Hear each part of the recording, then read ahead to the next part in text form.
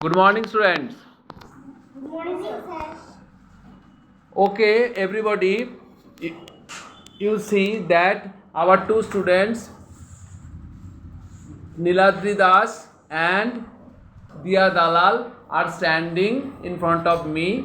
They are going to demonstrate preposition for us. Okay. Are you going to demonstrate preposition for us?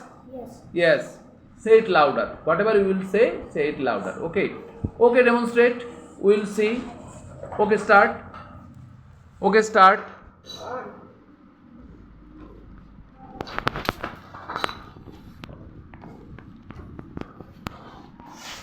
যে জিনিসটি কোনো জিনিসের উপর touch করে থাকে তাকে অন বলে।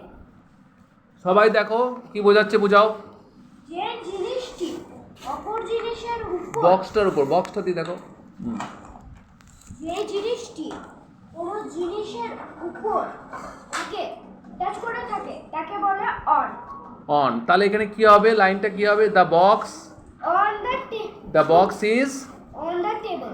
অন দ্য টেবিল না, এখানে তোমার তো কার উপর টাচ করে রয়েছে? On the book. The box is on the book. Next demonstration করো। যদি কোনো জিনিসটি অপর জিনিসের অনেক উঁচুতে থাকে তাকে অ্যাবাভ বলে। কি বলা হয় তাহলে? ক্লাস বলো। অ্যাবাভ। অ্যাবাভ বলা হয়। তাই কি বলা হয়? হ্যাঁ, very good, very nice, clap for them. Next ডেমনস্ট্রেশনে যাও। কোনো জিনিসটি অপর জিনিসের উপর ছেয়ে যায় তাকে বলে ওভার। ওভার। দেখাও, আরেকবার করে দেখাও। এমনি যদি ব্রিজ থাকে তবে এরকম ওভার। তারপরে দেখাও। বিসাইড দেখাও। এই জিনিসটি অপর জিনিসের পাশে থাকে তাকে বলে বিসাইড বা বিসাইড বা নেক্সট টু। বিসাইড বা নেক্সট টু। ইমন ওটা কি দেখালো? বিসাইড বা নেক্সট টু। আইসো এদিকে দেখাও। তারপর একটা ডেমনস্ট্রেশন করো। যে জিনিস অপর জিনিসের সামনে থাকে তাকে বলে ইন ফ্রন্ট অফ। তাই কি বলা হয়? In front of. Clap for them.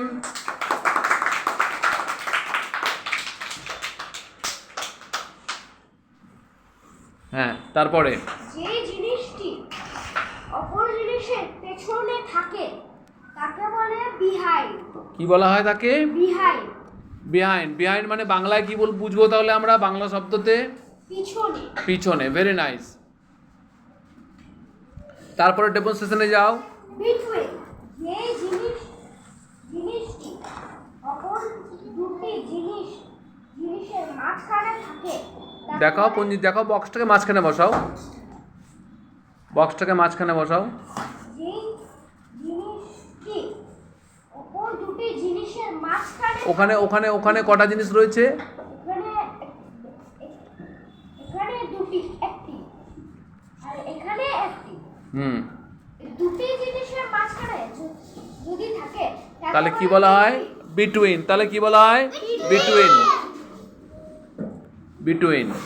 তারপরে দেখাও। তারপরে ডেমনস্ট্রেশনে যাও। এবং এই জিনিসটি অপর দুই জিনিসের মাঝখানে থাকে। দুই জিনিসের মাঝখানে থাকলে কি এমন হয়? দুইয়ের বেশি জিনিস। তাহলে দেখাও, দুইয়ের বেশি জিনিস দেখাও। তাহলে দেখাও, সবাই যাতে বুঝতে পারে। হ্যাঁ, এখানে দেখাও কটা বই রয়েছে এখানে? 1 2 3। তিনটা বইয়ের মাঝখানে একটা বক্স রয়েছে। তাহলে দুইয়ের বেশি না কম? এটা বেশি। তাহলে দুইয়ের অধিক কোনো সংখ্যার মাঝখানে কোনো জিনিস থাকলে তাহলে কি বলা হয়? অ্যামং। Very nice. তারপরে ডেমনস্ট্রেশন করো। যে জিনিসটি অপর জিনিসের মধ্যে থাকে তাকে বলে ইন। তাহলে তুমি পেনটা কোথায় রাখলে? বক্স মধ্যে। তাহলে লাইনটা কি হবে তোমার? ইংরেজিতে বলো লাইনটা। The pen is in the box. Very good, very good, clap for Niladri. দিয়া দেখাও। আন্ডার দেখাও। আন্ডার প্রিপোজিশন দিয়া দেখাও। আন্ডার কিভাবে দেখাবে বুঝাবে দেখাও। যে জিনিসটি নিচে থাকে তাহলে কি বলা হয় আন্ডার। নিচে থাকলে কোনো জিনিস দেখাও, একটা বই ধরে দেখাও, বা টেবিলের তলায় দেখাও, বেঞ্চের তলায় দেখাও, বেঞ্চের নিচে দেখো, নিচে রাখো, ফ্লোরে রাখো, ফ্লোরে বক্সটা ফ্লোরে রাখো, বক্সটা ফ্লোরে রাখো, বক্সটা ফ্লোরে রাখো, বক্সটা ফ্লোরে রাখো, ফ্লোরে। তাহলে কোথায় হচ্ছে বক্সটা, কোথায় রয়েছে? ফ্লোরে। টেবিলের নিচে রয়েছে। তাহলে কি বলবে লাইনটা?